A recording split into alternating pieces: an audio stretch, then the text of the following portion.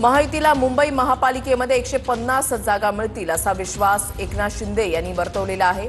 TV9 मराठीला दिलेल्या मुलाखतीमध्ये उपमुख्यमंत्री शिंदेंकडून हा विश्वास व्यक्त करण्यात आलाय। आता यामध्ये म्हणजे तुमचा तर तुम्ही पूर्ण अभ्यास करून मैदानात उतरता, किती जागा मुंबईमध्ये भाजपला मिळतील आणि तुम्हाला मिळतील? नाही बघा, याच्यामध्ये आता मी किती जागा आम्हाला किती जागा त्यांना यापेक्षा महायुतीला जवळपास 150 जागा मिळतील। महायुतीला 150 जागा मिळतील। शिंदे साहेब, मुंबईचा चेहरा मराठी आहे, तर तुम्ही ग्वाही देता मराठी माणसाला की मुंबईचा चेहरा हा मराठीच राहील?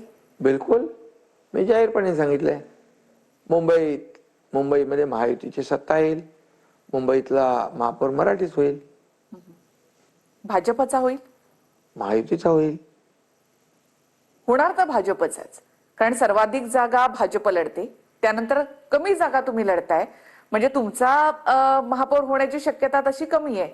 सर्वाधिक जागा लढणारा पक्ष कोणाचा होईल यापेक्षा महायुतीचा महापौर होईल। आणि सत्ता आम्हाला खुर्चीसाठी, मुंबई महापालिका जिंकायची खुर्ची आणि सत्तेसाठी नाही, मुंबईचा विकास करण्यासाठी, हे सगळे स्पीड ब्रेकर हटवण्यासाठी, हे सगळे काढून टाकण्यासाठी। शिंदे साहेब, आतापर्यंत जवळपास 25 वर्ष शिवसेनेचा महापौर होता, मुंबईला सवय आहे ती की मुंबईला शिवसेनेचाच महापौर असं, पण यावेळेला भाजप सर्वाधिक जागा जिंकते, तुमची लढत सर्वाधिक म्हणजे मला वाटतं 69 जागी ठाकरेंची शिवसेना आणि तुम्ही विरोधात लढता, तिकडे 18 जागांवर मनसे तुमच्या विरोधात आहे, मग अशा वेळेला मग भाजपचाच महापौर होणार असं तुम्हाला कोणी सांगितलंय?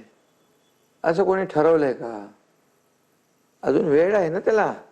नाही, जागा जर आपण पाहिल्यात म्हणजे भाजप सर्वाधिक जागा लढते, 137 जागा भाजप, तुम्ही 90 जागा लढताय, मग जो जागा जास्त लढतो त्याच्या जागा जास्त निवडून येणार, म्हणजे असा जो काही दावा आहे भाजप, असं काय ठरलेलं नाही।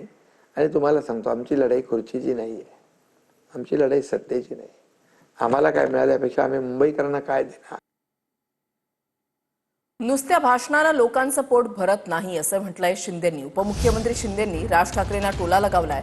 फक्त भाषण करून चालत नाही, लोकांना सोयी सुविधा द्याव्या लागतात असं शिंदेंनी म्हटलंय। देवेंद्रजी जे म्हणतात की राज ठाकरे या सगळ्यामध्ये बिगेस्ट लुजर असतील, तुम्हालाही वाटतं असं? हे बघा, आता ते शेवटी जनता आहे, तुम्ही जनता म्हणजे फक्त भाषणाने पोट भरत नाही ना, लोकांना तुम्हाला सोयी सुविधा पाहिजेत, आणि आम्ही 3.5 वर्षामध्ये सोयी सुविधा दिल्या आहेत, दिसतंय लोकांना। असं म्हणायचं राज ठाकरे फक्त भाषण करतात?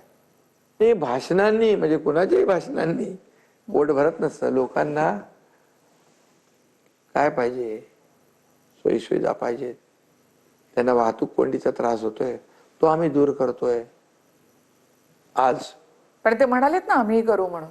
कधी करू? इतके 25 वर्ष झोपले होते?